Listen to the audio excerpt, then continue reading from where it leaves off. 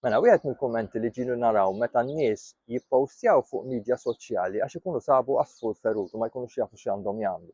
Ikun hemm min jikkummenta u jgħidilhom ċemplu l-BirdLife Malta u dak huwa kumment pożittiv, huwa kumment li qed jippruvaw jgħinu. Ma mbagħad issib min jgħaddi dawk il-kummenti li jgħidlek aqta' qalbek il-BirdLife mhux se jiġu jiġbruh dak l-asfur għax l-asfur x'aktarx mhux milqut mill-kaċċa u l-BirdLife jiġru biss l-asafar li jkunu milquta minn tir ta' center. L-ewwel nett BirdLife Malta tiġbor l-asafar kollha illi jkollhom bżonn għajnuna. Jiġifieri jekk għasfur ikun għajjien, jekk għasfur ikun imweġġa' magħmulx bil-kaċċa, jew għasfur ikun intilef, speċjalment pereżempju l-asafar tal-baħar illi jtiru bil-lejl minn ġol bejta u xi kultant jiġu lura fl-art minħabba il-light pollution, minħabba t-tniġġis tad-dawl.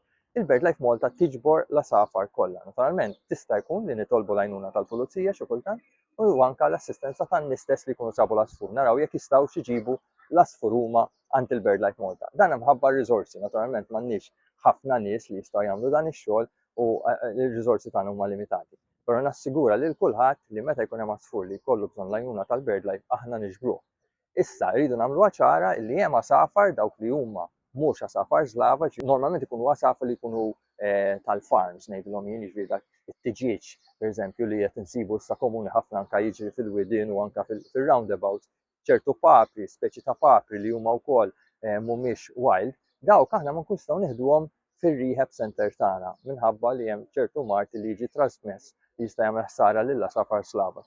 Allura aħna niffukaw purament fuq dawk l-asafar illi jbejtu f'mod naturali u li jkunu qed ipassu minn fuq Malta. Imma dawk l-asafar li mhumiex inkluż anke l-ħamiem dawk hemm entitajiet oħra li jistgħu jieħdu ħsieb.